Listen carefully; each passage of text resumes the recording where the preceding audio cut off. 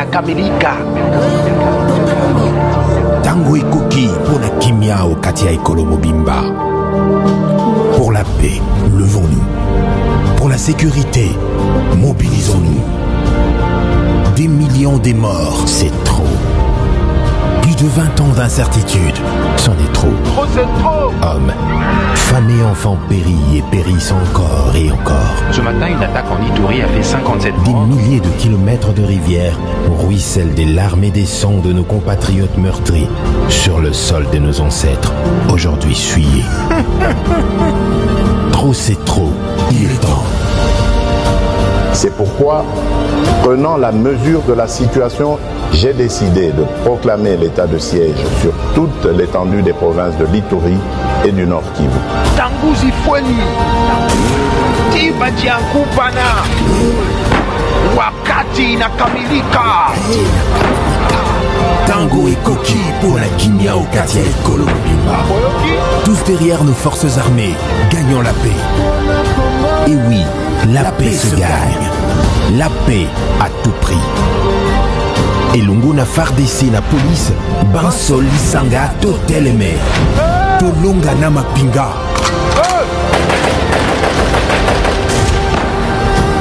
Bendele Koyate.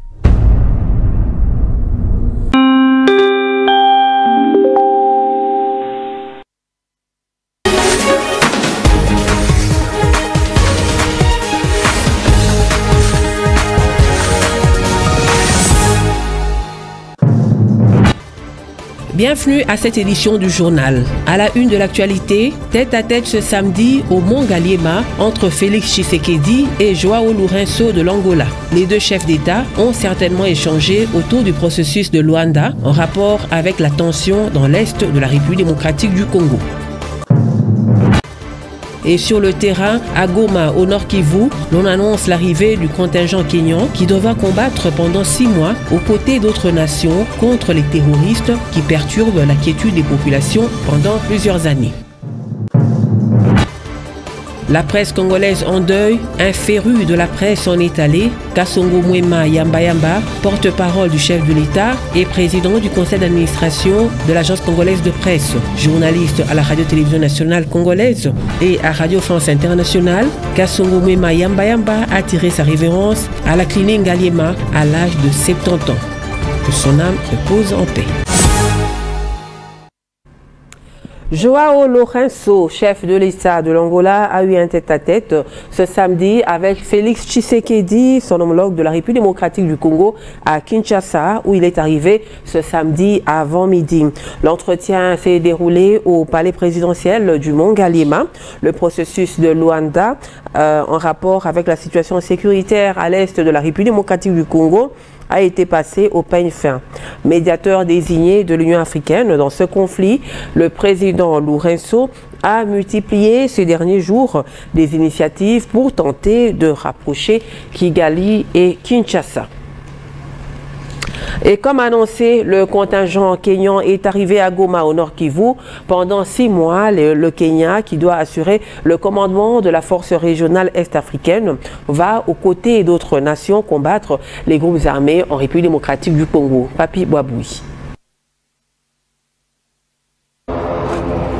C'est un contingent de près de 900 soldats kenyans qui est arrivé ce samedi à Goma au Nord Kivu. Ces militaires qui font partie de la force régionale est-africaine EAC viennent en République démocratique du Congo pour combattre les groupes armés qui sèment la mort et désolation dans la partie est du pays depuis bien longtemps, principalement le mouvement rebelle M23. Le gouvernement congolais qui espère que ces coups de main en renfort au FARDC déjà engagé au front va permettre d'anéantir le mouvement du M23 qui occupe plusieurs cités au Nord Kivu ainsi que plusieurs autres groupes armés très actifs dans la partie est du pays. La mission des troupes kenyanes va durer 6 mois et coûtera près de 36 millions d'euros. Des militaires burundais, ougandais et sud-soudanais feront aussi partie de cette force de l'EAC. Et puis agression rwandaise sur la RDC, quid des avancées diplomatiques avec notamment les discussions de Luanda sous la médiation du président Joao Lourenço et l'implication de la communauté des États d'Afrique de l'Est. Cette question était au centre du briefing presse qui a eu lieu ce vendredi avec le vice-premier ministre et ministre en charge des Affaires étrangères ainsi que celui de la communication et médias. Alain Lunomwamba et Jacques Kaboy étaient là. Au-delà des prouesses que réalisent les forces armées de la République démocratique du Congo sur le théâtre des opérations, sous le leadership du président Félix-Antoine Tshisekedi Tshilombo, la République démocratique du Congo reste également dans la logique de l'option diplomatique pour mettre fin aux atrocités dans l'est du pays avec le soutien de certains pays africains, le cas de l'Angola, le Kenya ou ceux membres de la communauté des États de l'Afrique de l'Est. Le vendredi 11 novembre, dans un face à la presse, le ministre de la Communication et Médias, porte-parole du gouvernement, avait convié le vice-premier ministre, ministre en charge des Affaires étrangères, pour faire de la lumière à ce sujet. Le fait que tout le monde dit que la RDC doit négocier au Rwanda, avec le Rwanda et l'Ouganda, on ne cite pas la Tanzanie, pays voisin, la Zambie, pays voisin, Congo, République du Congo, et ainsi de suite. Ce fait-là signifie que tout le monde sait qu'ils ont une responsabilité dans ce qui se passe au Congo. Et enfin, mais nous retrouvons à Luanda. L'Ouganda, avant qu'on arrive à cette période, nous avons même signé un accord de coopération pour des axes routiers importants. Que les Congolais ne pensent pas, d'un côté, que nous allons nous laisser prendre comme ça, et de l'autre, qu'à l'extérieur, qu'on ne pense pas que bon, on fait le dialogue pour le dialogue, n'accepterons pas ça. Un dialogue avec le M23, mouvement terroriste, demeure exclu. Le gouvernement maintient sa position et rappelle les conditionnalités. Nous maintiendrons cette position. Je suis fondé à vous le dire, au nom du président de la République, au nom du gouvernement. Nous ne changerons pas. Dans la foulée, Christophe Lutundula a dénoncé l'hypocrisie, notamment de l'ONU, sur l'affaire de l'embargo sur les armes, faisant même une révélation. Entre-temps, le porte-parole du gouvernement, lui, est revenu sur la rumeur sur un accord qui serait signé entre la République démocratique du Congo et le Rwanda par le président de la République. Le président de la République ne signe pas des accords. En effet. Parce que j'entends dire souvent, le président a signé les accords avec le... Qu'on ne vous trompe pas. Il n'y a aucun accord qui a été signé par le président Tshisekedi avec le Rwanda. Tous les accords qui lient la République démocratique du Congo au Rwanda sont des accords basiques, conclus avec tous les pays du monde, a renchéri Patrick Mouyaya. Et puis, les Congolais Tutsi rwandophones sont-ils réellement Congolais? Une question posée au vice-premier ministre et ministre en charge des Affaires étrangères, Christophe Lutundula, et au ministre de la Communication et Médias. Il prône l'unité entre les ethnies qui vivent en République démocratique du Congo et mettent en garde contre la xénophobie. Les deux membres du gouvernement ont tenu à ce sujet à éclairer l'opinion et la presse. Suivez. On ne peut pas penser être grand sans accepter notre diversité. C'est justement parce qu'il y a des éléments de division qui viennent se réfugier sur des considérations comme celle-là qui font que parfois nous avons des problèmes en interne et que nous avons du mal à construire un élan d'unité nationale. Vous avez suivi le président de la République en 2019 à Londres mettre un point sur la fausse polémique sur la nationalité des Banyamulenge. Et donc aujourd'hui, il faut peut-être qu'on retourne à nos manuels d'histoire et de géographie élémentaires pour voir ce qui nous avait été enseigné. Lorsqu'on parle de Soudanais, les Soudanais, c'est des populations qui sont dans la partie Équateur, province orientale, qui sont les populations riveraines à la fois du côté de Centrafrique et de chez nous. Il y a les Nandés qui sont chez nous, qui sont en Ouganda. Il y a les Bemba qui sont chez nous, qui sont en Zambie. Alors, regardons la dimension du pays, regardons notre grandeur et comportons-nous comme un pays grand. Nous n'allons pas tomber dans les pièges de la division de la nation. Ça, et je suis fier de mes compatriotes qui ont compris cela. Le Congo est grand. Tenez-là. Nous sommes plus de 400 tribus. Il n'y a jamais eu de génocide chez nous. Je ne sais pas si je me trompe. Hein. Il y en a qui ont encore la mémoire plus fraîche que la mienne. C'est quand même quelque chose qu'il faut applaudir. Donc nous devons continuer. Et je souhaite que tout le monde... rwandophone, c'est ça, hein?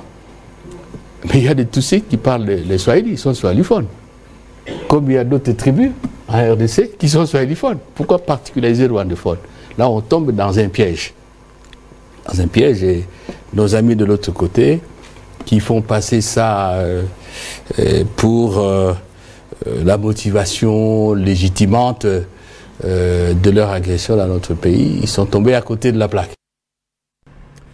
Ce 12 novembre est dédié à la lutte contre la pneumonie. À l'occasion, le ministère de la Santé en RDC, à travers notamment le programme national de lutte contre les infections respiratoires aiguës, avec l'appui de l'USAID, la Banque mondiale a organisé une matinée scientifique à Kinshasa. Alain Lidomwamba Papi Domingo.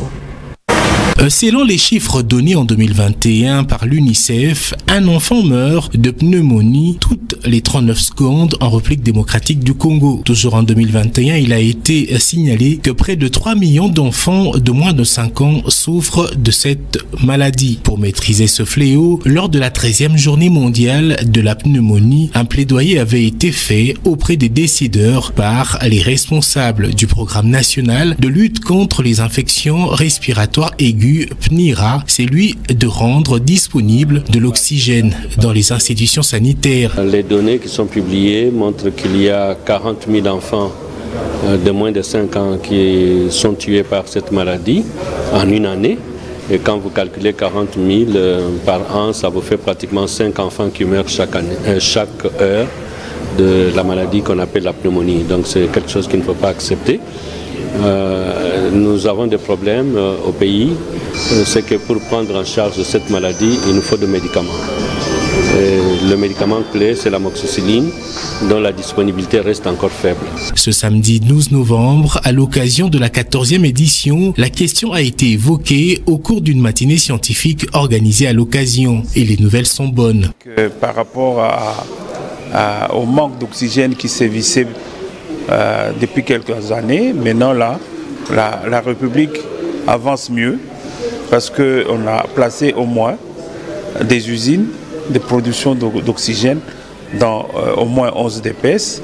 L'USAID, la Banque mondiale, pour ne citer que ces organisations internationales, parmi tant d'autres, ont donc fait le premier pas. Une action saluée par le PNIRA, amoxicilline, comprimé dispersible et oxygène médical pour tout patient souffrant de la pneumonie et le sous-thème dédié à cette journée au niveau national. Une crise de pneumonie tout au long de la vie est le thème mondial. Deux thèmes qui résument les objectifs à atteindre et en même temps des défis à relever pour le gouvernement de la République démocratique du Congo qui pourrait y arriver grâce à la mise en place de la politique de la couverture santé universelle, vœu du chef de l'État. Les échanges ont été fructueux, gouvernement, PNIRA et les différents partenaires dont l'OMS, l'UNICEF, l'USAID, BM, Sanro, IMA, Chai ou encore PAT ont profité de cette journée pour faire le bilan et des projections.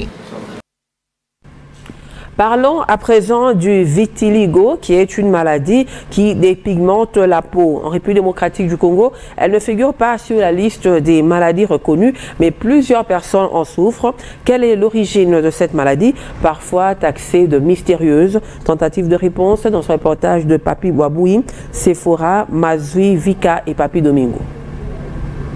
Le vitiligo est une maladie qui dépigmente la peau sans gravité, mais les traces de la maladie sont très visibles sur la personne atteinte, avec parfois les mains présentant des taches blanches. Médecin dans un centre de santé à Mombélé, dans la commune de Limité, le docteur Roger Kankondé nous parle des origines de cette maladie. C'est une maladie auto-immune qui est causée juste par la non-production de la mélanine au niveau des cellules que nous appelons les mélanocytes. Ça veut dire que ce sont des cellules qui sont responsables de la production d'un pigment de la peau que nous appelons la mélanine. Quand ces cellules-là ne fonctionnent plus ou meurent, ainsi il y a cette manifestation-là de la maladie sur la peau qui devient blanche. Elle commence par de petites taches et qui s'élargit, qui s'étend au fur et à mesure. La maladie n'est pas contagieuse, cependant les personnes atteintes sont souvent victimes de discriminations, ce qui les oblige parfois à se cacher. Elle est auto-immune, donc ça ne se contamine pas. Il n'y a pas de conséquences par rapport à l'environnement ou bien aux gens qui vivent avec, c'est seulement le fait de la personne elle-même qui a une peau qui est en train de se blanchir et ça pousse les gens à se sentir gênés par rapport aux autres qui ont encore une peau saine et ça fait que la personne se renferme sur elle-même et ça gêne. À part ça, il n'y a pas d'autres conséquences. Jusqu'ici, le vitiligo n'est pas encore inscrit comme maladie reconnue en République démocratique du Congo. Mais le souci de plusieurs associations est de voir le vitiligo être répertorié comme pathologie en République démocratique du Congo. Le Conseil consultatif de la jeunesse, en partenariat avec l'UNESCO à Brazzaville, au Congo voisin, ont procédé ce jour à la campagne de sensibilisation pour le maintien de la jeune fille à l'école. C'est le lycée de la Révolution qui a été choisi pour le lancement de cette initiative. Des notes de reportage de notre correspondant sur place à Brazzaville, Glibez Seydan. Cette campagne de sensibilisation qui a eu pour objectif l'éveil des consciences des jeunes filles a permis à plus de 350 lycéennes issues de cet établissement d'échanger avec les organisateurs de la dite campagne sur plusieurs sujets, entre autres l'éducation sexuelle, le harcèlement sexuel, le sida, les causes de l'abandon des études chez la jeune fille. Jean Bosco, qui représentant adjoint de l'UNESCO, a rappelé aux participantes l'importance d'avoir un bon niveau scolaire. L'UNESCO compte entièrement sur votre engagement, votre dévouement, pour que vous puissiez vous engager pleinement dans la réussite de votre éducation pour une insertion réussie dans la vie active et participer activement au développement socio-économique et à l'émergence du pays. Édifié par les différents thèmes développés au cours de cette rencontre, Reine Paul Ossebi, élève en classe de terminale, s'est exprimé sur la nécessité de réussir à ses études. Avec ce qu'ils ont dit, nous avons pu retenir que l'école est vraiment importante pour nous les jeunes filles. Peu importe les difficultés, nous devons venir à l'école pour mieux préparer notre avenir. Prince Mikris Kabamboko, secrétaire exécutif du Conseil consultatif de la jeunesse, n'a pas manqué d'encourager l'auditoire à nourrir des ambitions nobles pour atteindre leurs objectifs scolaires. Je vous invite à suivre avec attention et envie les différents exposés qui vous seront présentés tout à l'heure afin de vous aider à trouver vos repères et développer l'ambition de poursuivre vos études jusqu'au niveau supérieur et devenir des personnes très importantes pour notre société. Lancée au lycée de la Révolution, cette campagne de sensibilisation se poursuivra d'après ses organisateurs dans d'autres établissements de la ville de Brazzaville. Et puis l'Institut supérieur de l'informatique ISIPA en sigle a organisé ce samedi au site de Lingwala la cérémonie de collation des grades académiques. Plus de 300 lauréats ont reçu leur diplôme. Cette cérémonie s'est déroulée en présence de Madame Rufine Louyeye, présidente déléguée générale de l'ISIPA, ainsi que du corps professoral. Le reportage de Prince Mbangala. C'est dans une ambiance chaleureuse et conviviale que les autorités académiques de l'Institut supérieur de l'informatique, programmation et analyse ISIPA ont procédé à la collation des grades académiques, à la clôture de l'année académique 2021-2022 ainsi qu'à l'ouverture de l'année académique 2022-2023. Dans son mot des circonstances, la présidente directrice générale de l'ISIPA, Rufine Louyeye, a appelé les lauréats à défendre la nation qui fait face à l'agression barbare des terroristes M23 et leurs parrains rwandais avant de les féliciter. Chers lauréats, vous devez savoir que vous portez l'étendard de l'ISIPA. Notre pays, le Congo, attend beaucoup de vous pour que ce pays change. On a besoin de vous, de cette jeunesse. On vous a toujours dit, quand vous commencez quelque chose, il faut l'achever. Et pris de joie, les lauréats ont quant à eux remercié tout le personnel scientifique comme administratif de l'ISIPA pour la formation mise à leur disposition. Ils se disent prêts à défendre valablement leur institution partout où ils se trouveront. Je suis très émue déjà et je suis très contente d'avoir achevé mon parcours de 5 ans à l'ISIPA. Ça n'a pas été facile, mais grâce à Dieu, le travail, la volonté, nous sommes à la fin. Il faut noter que l'ISIPA est l'un des grands instituts qui organise les enseignements spécialisés en informatique. Créé le 12 novembre 1980 par ordonnance présidentielle, l'Office de gestion du fret multimodal au GFREM a totalisé ce jour 42 ans d'existence. Une commémoration placée cette année sous le signe de la méditation à cause de la situation sécuritaire préoccupante dans la partie est du pays. Occasion pour le directeur général William Kazumba d'inviter plutôt l'ensemble du personnel de l'office à se mobiliser comme un seul homme derrière la vision du président Félix Tshisekedi et des forces armées de la République démocratique du Congo. Reportage de Bobo Mungongo.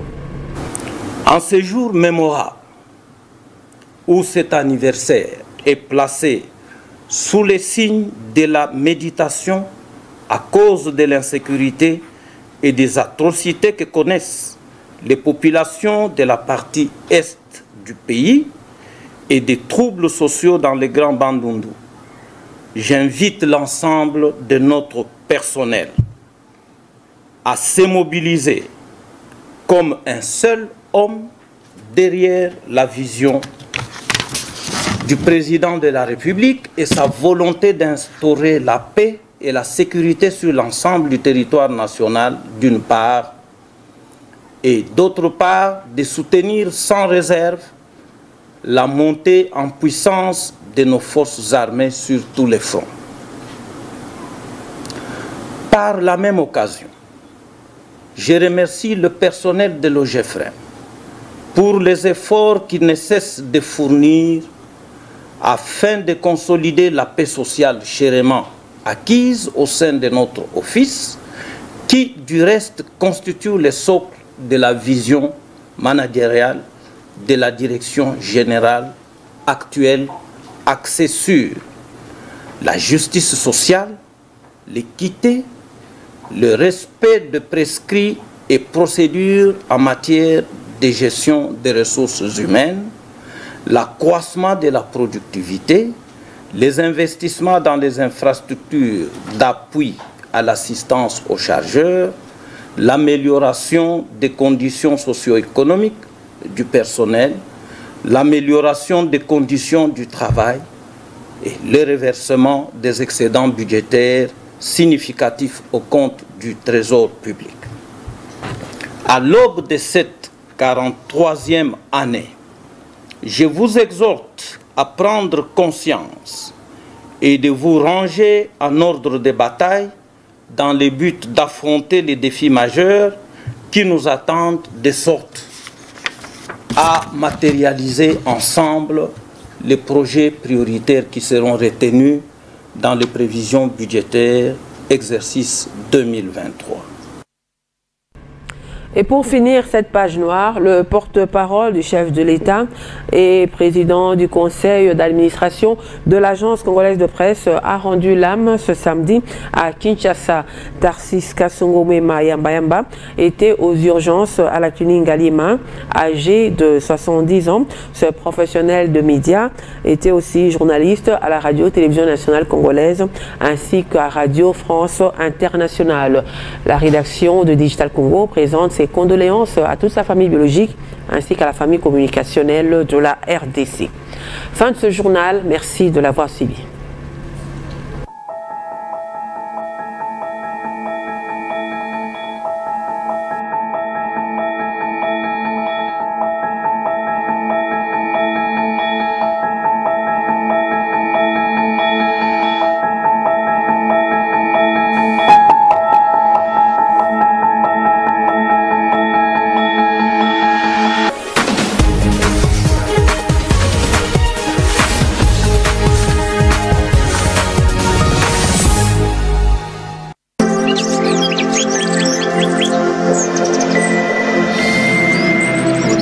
Digital Congo, la télévision numérique.